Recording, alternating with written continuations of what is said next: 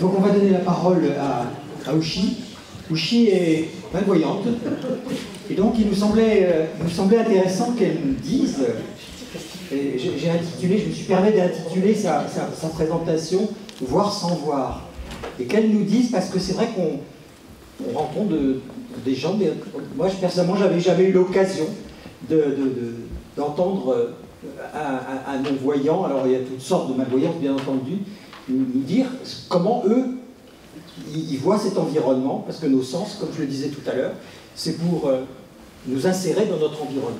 Donc, Ushi. Monsieur, dame, bonsoir. Dans le cadre de cette soirée où on parle de notre corps qui est érigé en maître trompeur, je vous parlerai des images fantômes. Je suis linguiste, pas du tout scientifique, donc ce que vous allez entendre est un simple témoignage, tout juste un témoignage de ce que je vois. Je suis née avec une myopie forte qui est devenue une myopie évolutive, c'est-à-dire la rétine, dans ce cas-là, s'étend, et comme dans tout tissu, on commence à voir la trame et de petits trous. Donc, je suis obligée de voir avec ce qui me reste de rétine, c'est-à-dire quelque chose de très fin et troué de surcroît.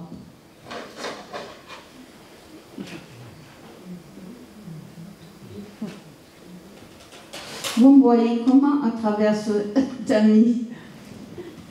Pas tout à fait net, c'est flou. Les personnes apparaissent comme silhouettes, les maisons, les arbres, tout ce qui est grand bien sûr, tout ça devient silhouette. On ne voit pas les mines des personnes et les couleurs s'estompent, ça devient tout à fait fade par rapport à ce que vous voyez vous. Et puis on ne reçoit pas les informations qu'il faut pour vivre. Donc, les clichés numéro 1, s'il vous plaît. Donc, j'ai oublié de vous dire que de surcroît, je suis monophtalme, c'est-à-dire il ne me reste plus qu'un œil. Donc, ce que je vois avec l'œil qui reste, vous avez une diapo qui est plutôt noire, c'est-à-dire c'est toujours la même trame, et une qui est plus claire parce que la clarté du jour fait du bien. Voilà, vous avez vu un état de choses. Mais malheureusement, mon cerveau n'est pas d'accord avec ça. Parce que lui, il déteste les trous. Et il envoie dans les trous des apparitions lumineuses, colorées, de formes diverses. C'est-à-dire, une partie du champ visuel est obstruée par ces images fantômes. Bien, c'est une affaire entre mon cerveau et moi. Et un autre qui a la même maladie peut donc avoir des perceptions, mais nullement pareilles aux miennes, parce que son cerveau, il lui envoie peut-être tout à fait d'autres choses.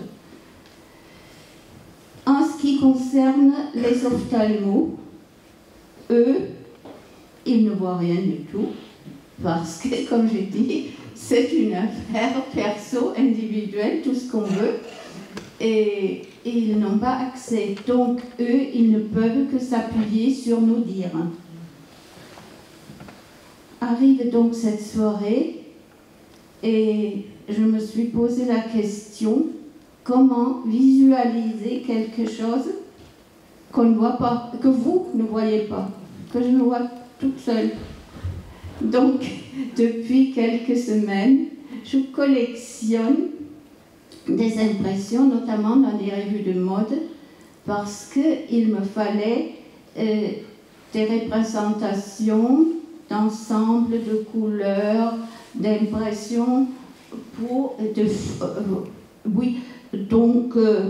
être le plus près possible de ce que je voulais vous montrer ce soir. Alors, grâce à une amie, on a dessiné un rond. Et sur le rond, on a collé, ou elle a collé, parce que je suis plus capable, donc en diurne et en nocturne, nos tamis, ou mes tamis. Bon, là-dessus, il faut que je vous rappelle, pour le champ visuel, en haut, c'est le 12, en bas, c'est le 6, à droite, c'est le 3, et à gauche, c'est le 9. Donc, ces 4 secteurs.